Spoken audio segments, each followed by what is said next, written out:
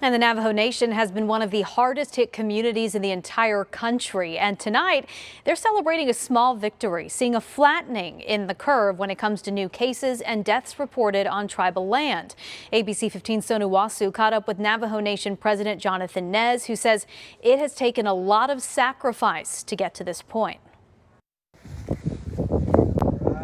On this cold Arizona winter day, Navajo Nation President Jonathan Nez is celebrating the addition of a brand new cell tower in the remote community of Wood Springs, 30 minutes outside of Window Rock. Much needed access to technology, funded by CARES Act money. But today is also a day of reflection, marked by the winter solstice, a very spiritual time for the Navajo people. Because of the changing of the season happening, we are hopeful that this is also a turning point in this pandemic. Our signal's spotty because of his remote location. President Nez tells us the winter solstice is also a time for him to look back on lessons learned in this difficult year consumed by a global pandemic. There is hope, as they always say.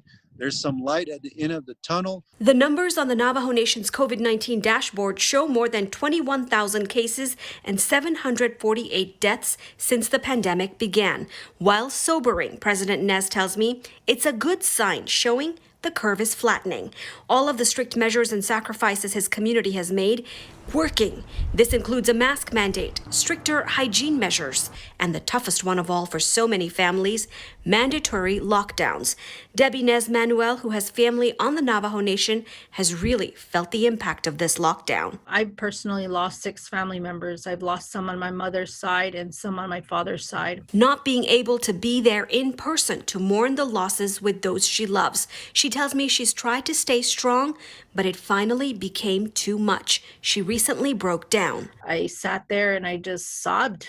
I told my kids, I said, I can't stop crying, but I need to pull myself out of this. The winter solstice and season of change, also a reminder to Nez Manuel of the lessons taught to her by elders, of regrounding herself. Reminding myself that we can't allow these fears to overcome our homes. The new season of change brings new hope. Thousands of frontline healthcare workers have already received COVID-19 vaccines on the Navajo Nation.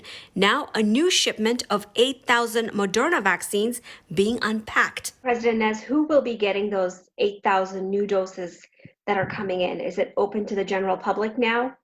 Our high-risk patients, those in the most vulnerable population category. Despite the vaccines, President Nez encourages his community to celebrate the holidays with immediate family only.